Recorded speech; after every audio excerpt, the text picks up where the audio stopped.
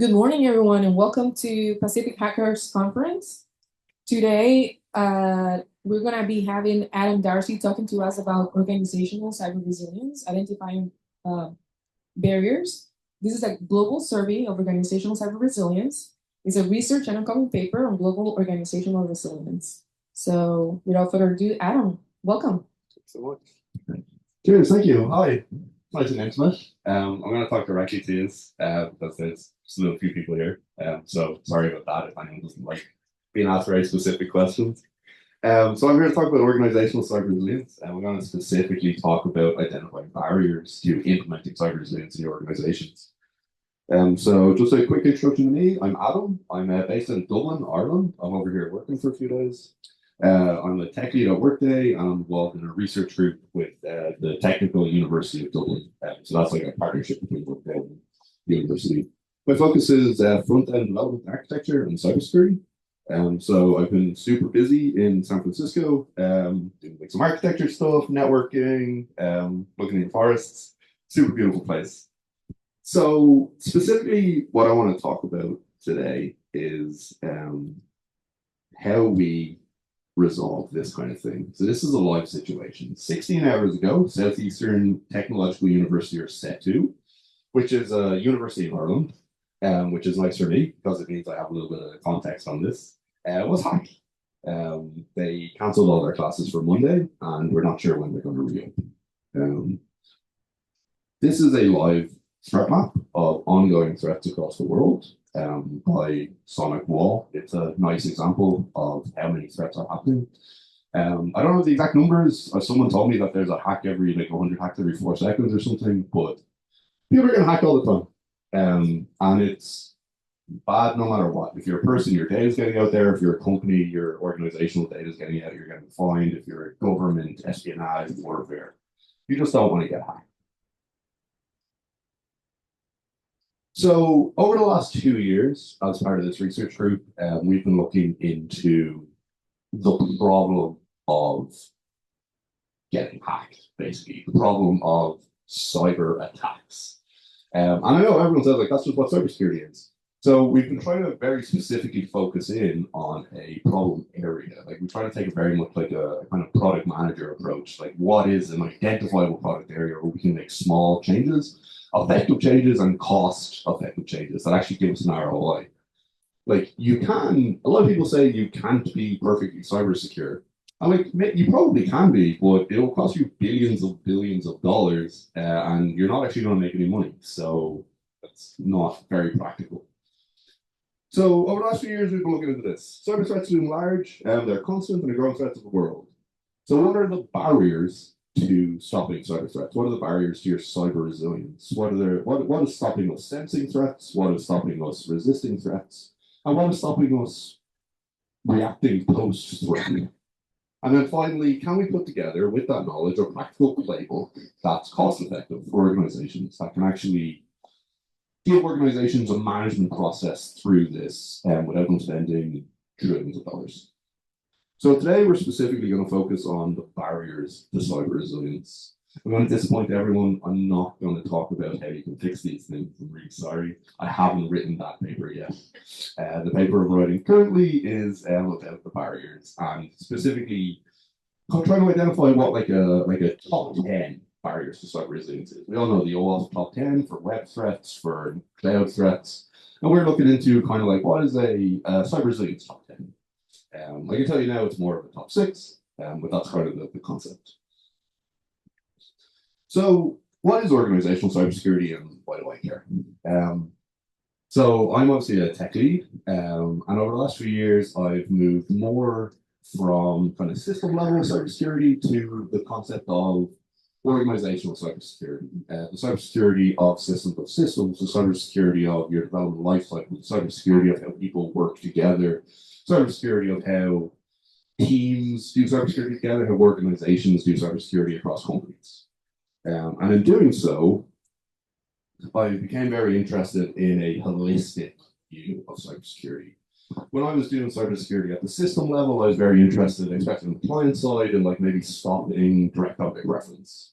I was very interested in solving SQL attacks. I was very interested on individual threat models for our systems. But when I'm looking at it at an organization level, there's a lot more to it. This is just a small sample of some of what we talk about in organizational level. We have threat preparedness, we have security culture, we have training programs, we have action plans, and all of that comes together in this nice term of cyber resilience.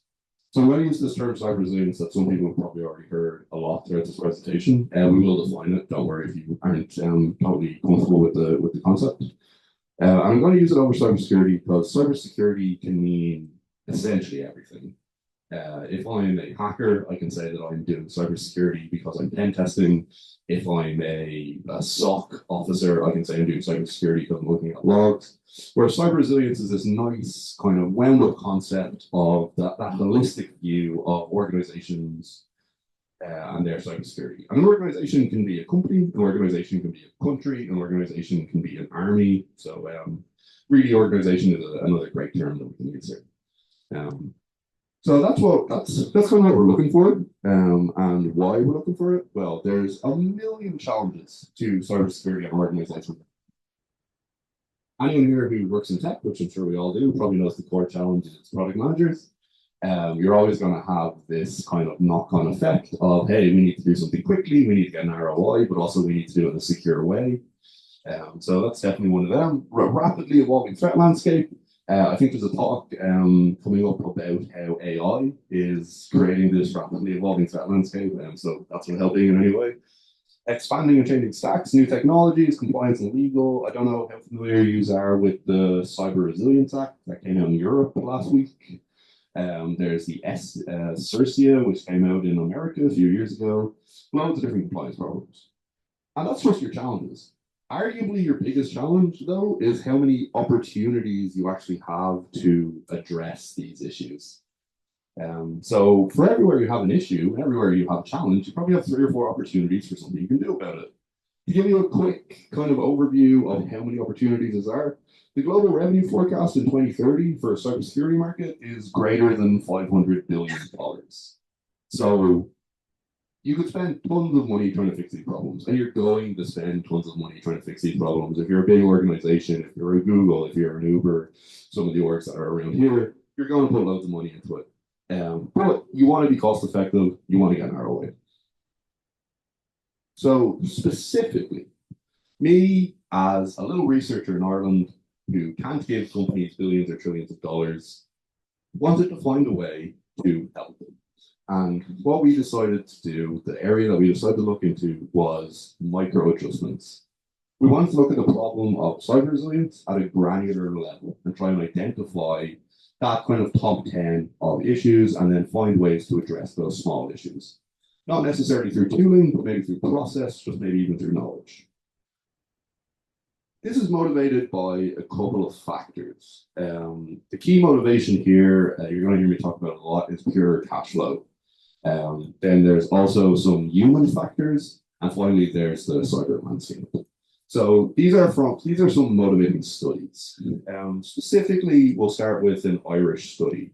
In 2022, Dell led a survey. Only 28% of Irish businesses surveyed say they have a well-defined incident response strategy. I'm going to give an example of why that's happening in a minute. So secondly, 2023 Accenture study, approximately 50% of studied CEOs said that cybersecurity only requires episodic intervention rather than ongoing attention. So it only needs attention when there's new compliance laws. It only needs attention when an attack happens, as opposed to being always on top of it, which we all know isn't really true. Cybersecurity is part of your life cycle. And finally, in 2024, 39% of global businesses surveyed admitted they are not adequately prepared to withstand sophisticated cyber attacks. So that's a fail rate, basically. All these companies saying they're not adequately prepared to withstand sophisticated cyber attacks. And as we know, cyber attacks are happening every day. These are just a few of the motivations. The one they didn't include is from the Pentagon, which has a study about the human factors of cybersecurity and how critical they are. So there's a lot of motivation towards this problem. So as I said, I'll talk about this idea of not being prepared to withstand an attack and not having an incident response strategy. So the HSE is the Health Service Executive. They're the Irish public health system. In 2021, the HSE were subject to an attack by a Russian group you probably heard of called Conti. There was a ransomware attack on the HSE. It affected almost 100,000 individuals. Not only did it affect 100,000 people in that their data was leaked, it shut down all the hospitals across Ireland for about 4 weeks. So people couldn't get appointments, people couldn't see doctors. This was also during COVID. People couldn't get their vaccines. It led to a cost to just fix it of 102 million euros to the HSE. It's a public system, so that was a direct hit in the taxpayer. There are currently almost 500 ongoing lawsuits to get that data back, or for people who miss doctor's appointments, critical doctor's appointments. And it is suspected that it will cost almost 700 million euros to upgrade the security so that this won't happen again. 102 million euros additional cost, 700 million euros to upgrade, 800 million euros directed to the taxpayer. It's almost a billion euros that Irish people are paying because of cyber attack. The second motivation, as I said, is pure cash flow. As we approach 2029, the cost of cybercrime is expected to surge approximately 70% past $15 trillion.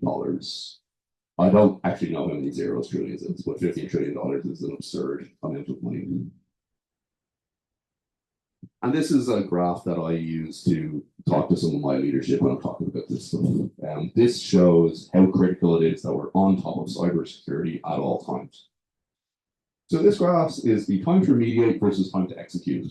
It's from 2020, so hopefully things have improved, but I'll tell you that hackers have also improved. So as you can see on the blue curve, that represents how long it takes companies surveyed to remediate a vulnerability. So the large majority of companies under survey will take between 42 days and 252 days to remediate a vulnerability. In 2020, the mean time to execute against a vulnerability was 44 days. In 2022, that dropped to 32 days. In 2024, we expected to hit 15 days, and you can see the trend, it's only going down. Realistically, we need to be addressing vulnerabilities before the mean time to execute against those vulnerabilities to be secure. So this really highlights that there's a problem. So all these motivations led us to some research questions. What is the current state of cyber resilience across global organizations? Most of the data we have is from 2022, 2023. We wanted to get a feel for today. Secondly, are there any challenges to advancing cyber resilience across organizations? What are the actual things stopping us being better at this? And really specifically, can we identify granular challenges that could be made to improve the entire system? What small things that we can do? So, specifically, what are we here for? We're going to define cyber resilience, I'll tell you what it is, and I'll tell you why you should care. We're going to talk about how you can measure cyber resilience across organizations. And finally, I will reveal what we learned and what the actual problems are. So first up, what is it and why does it matter? So there's a couple of nice definitions for cyber resilience. There's 10 plus definitions for sure. Here's just a few examples from NIST. There's some from academia. There's some from the cyber warfare world, and DevCom have one. The DEFCON cyber warfare ones are really nice because they break it down into 4 distinct properties, but they do lean into kind of a war-y side of things. So I'm going to avoid it, and we're going to lean into NIST, which is very organizationally applicable. So the NIST definition of cyber resilience is the ability of systems, networks, and organizations to anticipate, withstand, recover from, and adapt to cyber adverse events. Or, as Accenture put it, a little bit simplified, to sense threats, to resist threats, and to react post-threat.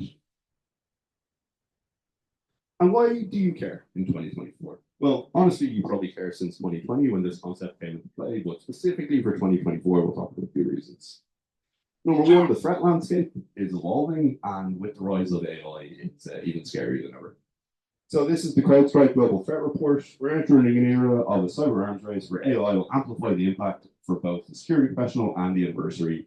Organizations cannot afford to fall behind, and the legacy technology of yesterday is no match for the speed and sophistication of the modern industry. Second, from 2021, from Grant Thornton, it's not a question of if, but a question of when an organization will be a victim of a cyber attack. As we showed at the start, 16 hours ago, SETI was hacked. And so this is just constantly happening. Additionally, costs. As we said earlier, the global loss in cybercrime is expected to exceed $13 trillion by 2028. By 2029, it's expected to exceed $15 trillion. The United States, President Biden put in a $13 billion budget of authority for civilian cybersecurity related activity. Ireland have put €1.4 billion into our National Cybercrime Centre.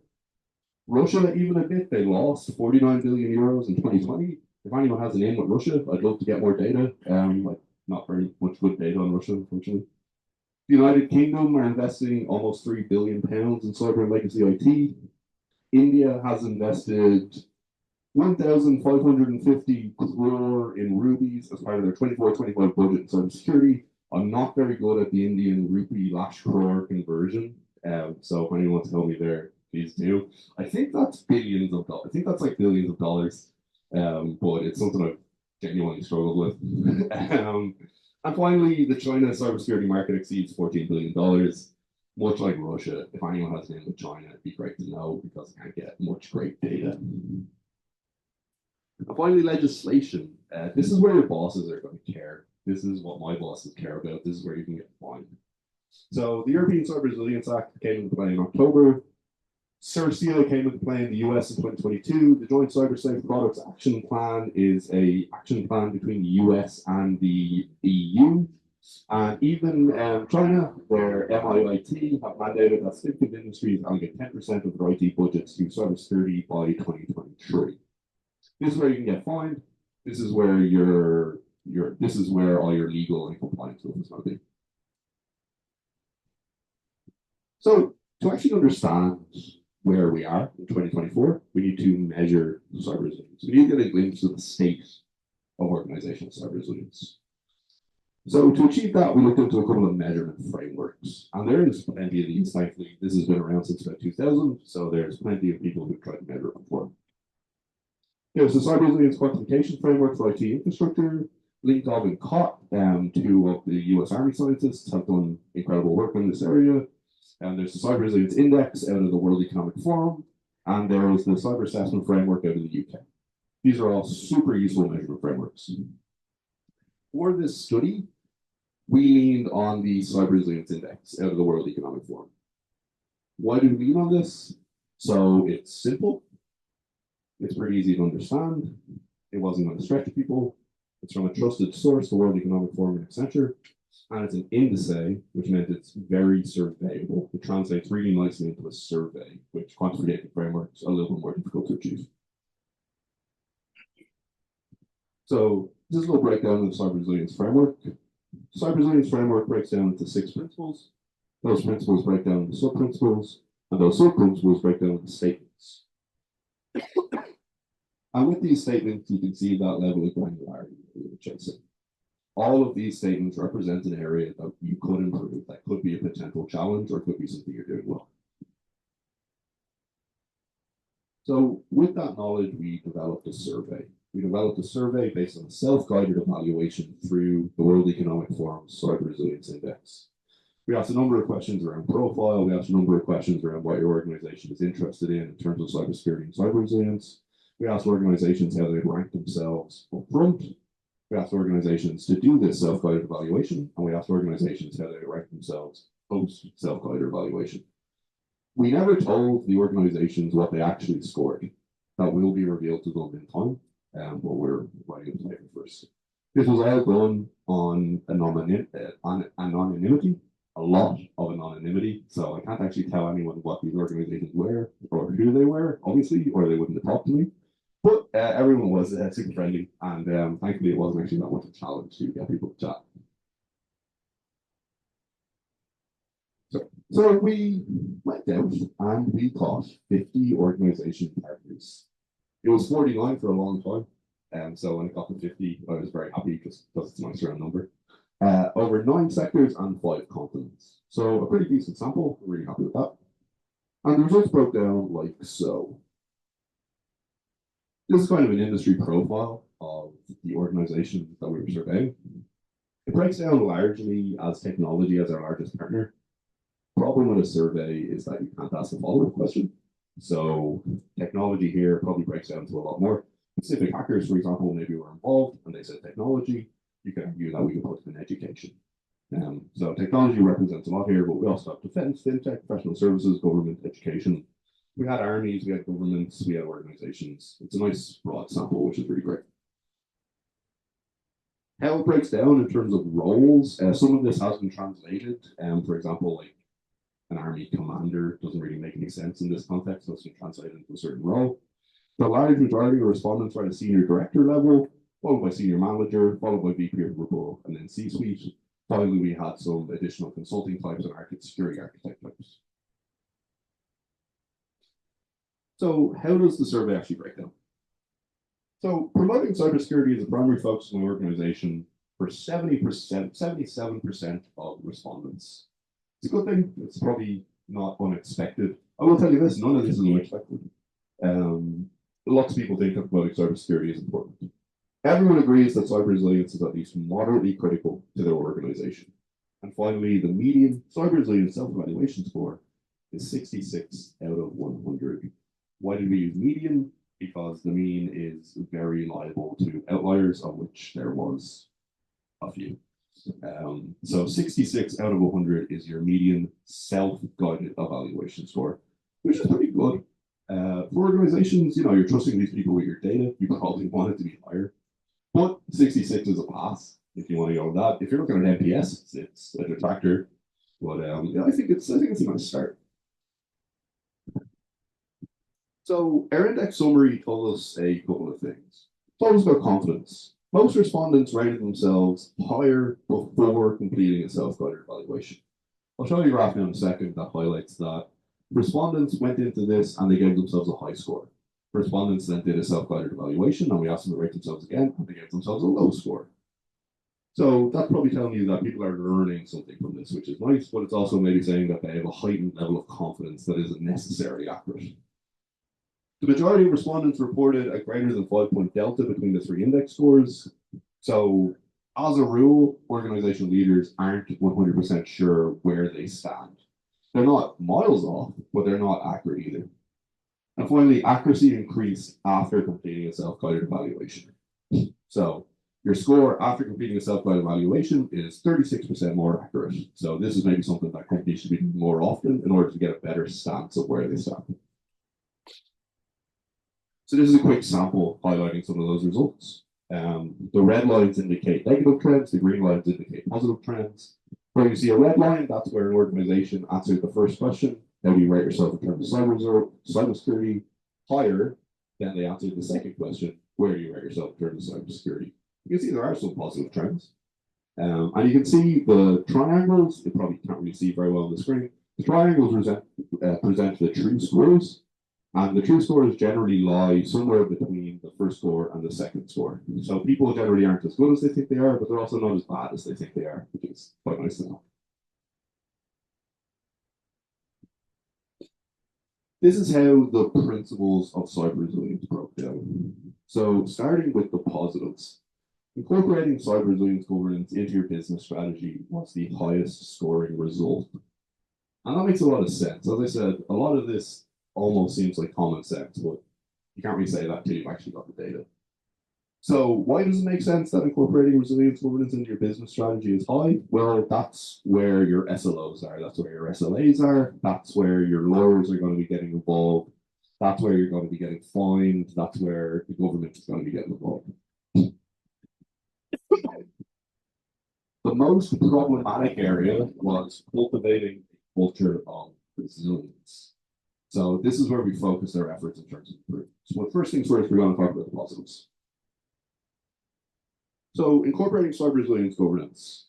That breaks down into principles such as establishing oversight, instituting governance, and appointing accountability. So we all probably know that we have cybersecurity policies in every company. But something that we learned was empowering accountability isn't necessarily scoring high, even though this is the greatest opportunity identified, the highest scoring thing identified. So we have 72 out of 100 median score for the concept of incorporating cyber resilience governance strategy. We have 86 out of 100. One of the highest scores we received for someone is accountable for resilience oversight. But a score of 59 out of 100, which is 6 points lower than the mean average score, the mean score for that accountable person or officer or group is empowered. So yes, we're putting people in charge. Yes, we're making people accountable, but we're not necessarily actually giving them the power to make any change. Now, moving on to the actual direct challenges, we have 4 areas to consider. Cultivating a culture of resilience, reporting, collaborating, and assuming compromise. So starting with cultivating a culture of resilience. Breaks down into principles such as earning trust through accountability, championing your employee behavior, providing training, driving that culture through your leadership.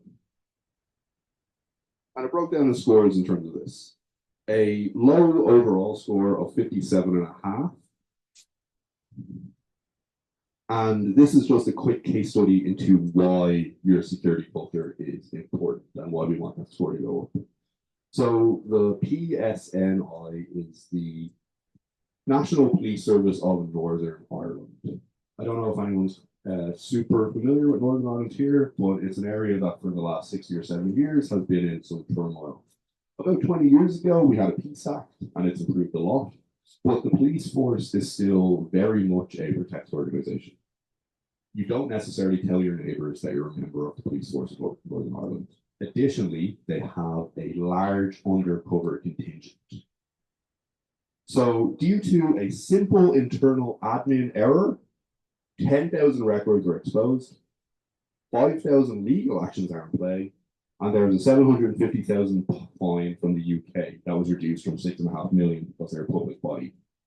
This doesn't highlight the dangers of this data breach. What happened here was a freedom of information request came into the PSNI, and because of a lack of training, all of the PSNI undercover officer data was released online. So all of their undercovers were exposed, which is obviously very dangerous in a situation like that. Hopefully, if there was training, people would have known not to reveal what is PII. But this breaks down into they didn't have a culture of cybersecurity, they weren't doing any training, they hadn't told anyone what PII was, resulted in a devastating breach of security. So the statements concerning building your culture, this is how they score.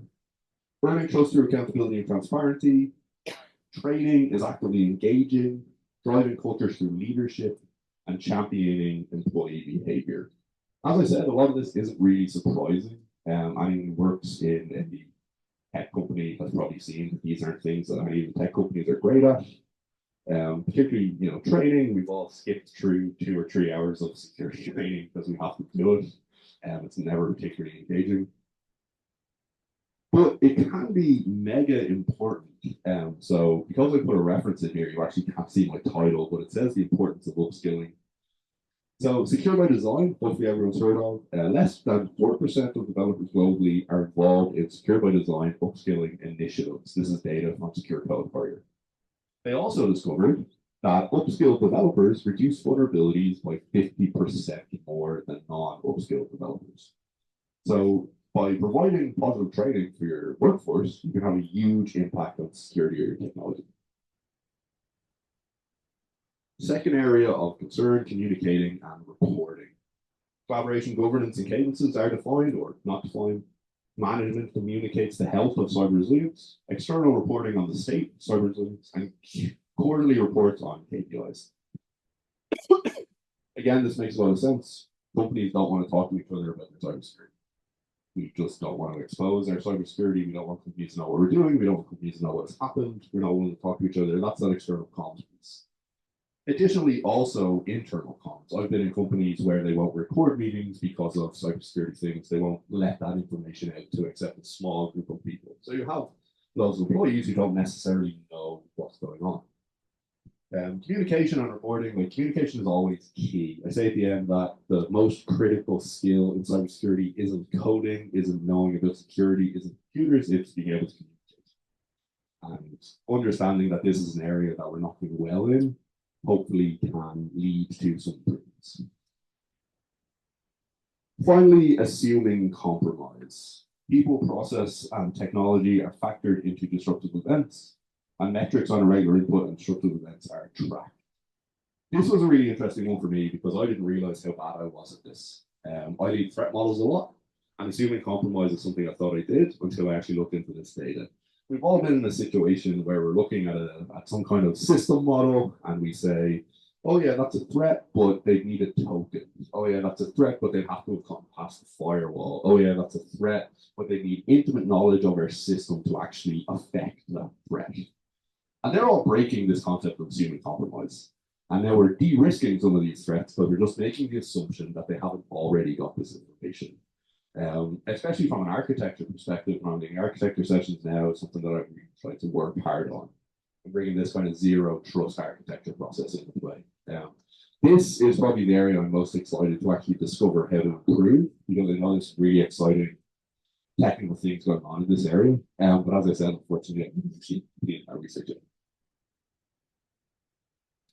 So, in summary, if you want to improve your cyber resilience at an organization today, because I promise I'll give you more detailed information in a couple of weeks, you should cultivate your culture. Cultivating a culture is critical because it establishes a proactive organization-wide approach to cybersecurity. If everyone knows what they're doing and everyone wants to do a good job of it, you almost automatically will start being a little bit better. Always assume compromise. Assume breach should help guide decision makers when discussing investment in security technologies. Assume compromise, I think, is getting bigger and bigger, especially as we learn about zero trust architectures, especially as we start getting into this kind of assume breach mindset. I think that's actually something that's going to become more and more of a popular approach, more than it already is, and it's already pretty popular. And finally, communication is your best defense. Communication, not computers, is the key cybersecurity skill. We all need to be excellent communicators. And that's something that unfortunately sometimes falls by the wayside when we're learning about algorithms, when we're learning how to reverse binary trees. We forget that actually communicating is the most important thing we can do. So just really quick, I want to say thank you to some of our partners, Workday Incorporated, who are executive sponsors of this research, the School of Informatics and Cybersecurity at Technology University of Dublin, particularly Luke Brayside, who is one of our PhDs and a research supervisor. And finally, thank you to everyone who came and said hi. Thank you to everyone who attended. And if you want to contact me, you can contact me. Yes, thank you very much.